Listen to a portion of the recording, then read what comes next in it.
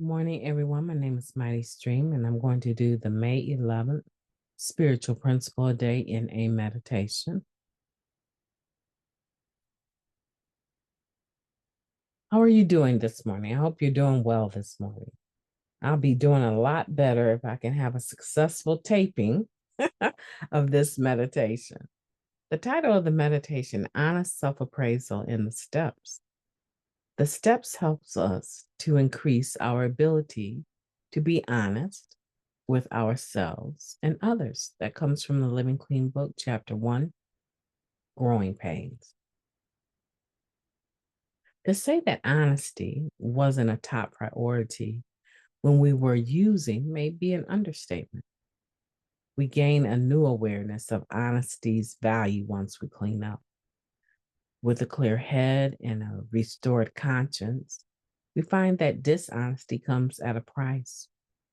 Regret is no joke, so we try to avoid it. Practicing honesty with ourselves can be a little more complicated. Self-deception creates some major blind spots that have a nasty habit of reemerging. Fortunately, our ability to be honest with ourselves deepens as we work the 12 steps. We admit our powerlessness and begin to reckon with our unmanageability. We come to recognize that we're, frankly, screwed on our own and decide to accept some help. Taking action that's aligned with that decision begins with an honest evaluation of how we've lived our lives so far. Sometimes we get as many insights in sharing our inventories as we do in writing them. We go on to dig a bit deeper, examining how aspects of our character had become disproportionate to their intended purpose. We turn this bag of dirty tricks over to a higher power, and over and over and over again as we strive to be better people with help from that power, whatever we conceive that to be. Taking another look at the harm we've caused, we make an earnest effort to right our wrong past, to right our past wrongs. Continuing on this path takes daily commitment, and honestly, we all slack off from time to time. Our experience with the steps means we're quicker to notice when old patterns of thinking and behavior creep back up on us. Oh, I'm doing that again? We may find that we've shut down emotionally, become disconnected from our spiritual lives, resumed a hurtful interior monologue, or taken up some other outmoded approach to life. We put in the work to restore wholehearted honesty to our lives and in our relationships, including those with others or with ourselves rather, and with a higher power. We tune into reality, to the truth, to our higher selves. And we help others to do the same, to live and to thrive through the daily application of spiritual principles. I will engage in some honest self-assessment today. I will shore up, shore up my foundation and restore my zest for learning how to live. Let's take a moment of silence followed by the we version of the Serenity Prayer. Moment of silence now, please. Thank you. God, grant us the serenity to accept the things that we cannot change, the courage to change the things that we can, and the wisdom to know the difference just for today. Please and thank you. Honest self-appraisal in the steps. And I like this because it seems like to me, I may be wrong, but it seems like to me that it throws a bit of our progress in the form of reflection in the first paragraph out there so that it sets the tone for us. We know what dishonesty looks like. We know what dishonesty with ourselves and with others looks like. And we have learned from this process and recovery that living with regret is not what we want to do. It's a very uncomfortable feeling. And it oftentimes causes us to back ourselves up into a corner that we cannot get out of free, less known clean. All right. So it throws that out there. And then in the second paragraph, it begins to take us through this process of steps 1 through 12, right? It starts to show us, what it looks like when we first got here. We admitted that we are powerless, right? And began to deal with our unmanageability. That's step 1. We come to recognize that we're frankly screwed up and we need some help. We can't do it on our own, right? That's step 2, that we came to believe that we could be restored to sanity.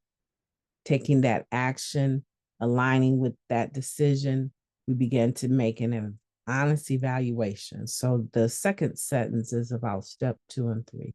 The third sentence is about our step 4, right? And 5, because we're sharing our inventories now, right? And we go on and we figure out that there's some parts of our personality, our character that need to be addressed because they keep reemerging over and over and over, causing us ways of acting or causing us to behave in manners that are inappropriate, right? And so that's 6 and 7, right? And so it just takes us through all of these steps in a very sweet way of doing it, where we're able to recognize, okay, so self-appraisal, a lot of times we talk about it very quickly. We talk about the steps in a very dismissive manner, but when we dig into it, it's not always as, free moving, as quick as it sounds, right? There are some fellowships where you can just read a chapter and pretty much almost be done with the steps. That's it. I mean, that's freeing in the sense because you get a taste, a hint of what needs to change. But oftentimes what I find is in those types of fellowships, there's so much of the behaviors that are left unaddressed. One fellowship just focuses on just one drug of choice. You kind of process these steps in a hurry, and you still find yourself popping pills and smoking weed, right?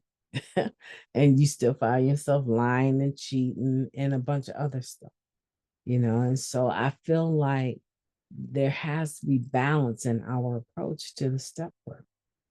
And when we do honest self appraisals, we're in a position, hopefully, with some input from someone that has some insight in this process, to start focusing on the stuff that we've ran away from for so long. There's got to be a feeling of freedom in that. You mean I can finally start facing the truth about myself? I don't have to wait for the shoe to drop. I can start tackling these issues on my own. Wow, this is amazing. And we begin to do that, right? Engaging in some honest self assessment today is going to be the place you want to be today. You're going to want to take this meditation and begin to apply it as soon as we get done. I mean, you don't have to wait till later on tonight in a 10th step to do that. You can do it now. As a matter of fact, you can do it an evaluation or self-assessment of yourself anytime that you want, as long as it doesn't cause you to be distracted from what you need to do for safety or your job. You can do some self-assessment any time of the day you feel like it. Who's going to tell you not to? There isn't anyone. You're welcome to do it at any time. Why not start now? My name is MightyStream. I've enjoyed talking to you today. I really have. I'm Didn't get through this meditation quite as perfectly as I wanted to. But after 3 other tapings and being almost halfway through the reading, believe me, there's no way I'm going back to do it again. I'm not going to do that one today. I've assessed myself and I have totally assessed that I'm tired. So I'm not going to redo this one today. I want for you to have a beautiful day on purpose. I have some things I really want to do today. I really want to take care of my house today, check on my family today, um, get my clothes ready for the week today, start, imagining in my mind some of the conversations I'm going to have with some clients that I'm not going to see in the evenings anymore. What that looks like, because I don't want to emotionally abandon them, right? But I know from this tornado, my own spirit, that there's something that I'm not going to be able to get past this that easily. And so I invite your prayers. And if I had to ask for anything in particular, it's going to be that the clients I have to rearrange so that I can get home. I really want to be home when they get home, but that may not be possible. But and they're getting older, they can handle it, and they did very well. But some of those clients that I'm sitting in the office with, and I'm 30 minutes away from home, and I'm sitting with them up until 7:30, and sometimes not getting done with notes till 8. I'm not going to do that anymore. I know summer hours will allow me the opportunity to have more daylight hours, but my boys will be home all day long in the summertime. And I just don't see that happening. I do not see that happening. And so I would ask that you would pray for me to have the right words to convey, right? Without sounding like I'm making excuses and without sounding like I'm being cold hearted, right? Gotta take care of my family. And we get to, right? It's a privilege today to take care of our families. Have a beautiful day on purpose. I'll be talking to you tomorrow.